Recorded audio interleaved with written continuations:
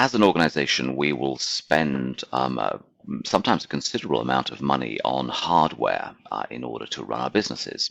And then we spend a lot of money also making sure that that hardware is dust-free, it's properly oiled, it's secure, it's maintained, and so on. And the same goes for our software. We will spend a lot of money on that, and then we make sure that it is bug-free, that it is, again, kept up to date, that it is protected from attacks, and so on. But most organizations spend most of their money on people. We call it here peopleware, just to keep the theme going. And there's a great book called Peopleware, which is where this idea comes from. We spend all this money on them, we spend all this time hiring them, an incredible cost. But they're also, and most organizations will agree this, our number one asset. But we do have to look after them, in particular their brains, in the same way as we look after our hardware and our software. We need to make sure that people's brains are free to do what we hired them to do, because we hired them to think. Gone are the days, and maybe with some organizations we still do this, but we're no longer in the industrial age or even the agricultural age where we hire people for their physical capability.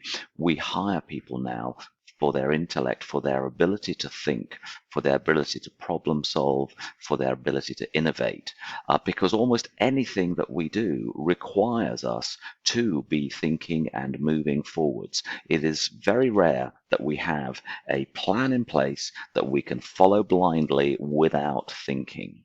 So thinking is incredibly important. And if we want speed in Agile, one thing that we need to do is make sure that our organization is a thinking organization.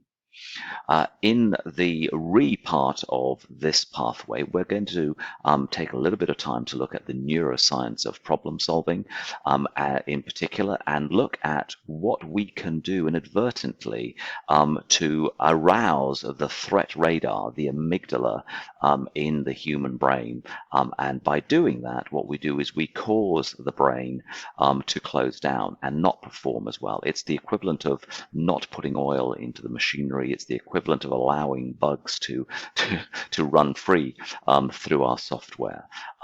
But we need to purposefully understand that our behaviors, our actions, and our words have an impact on the human brain and how it is able to bring its best self to work and to life.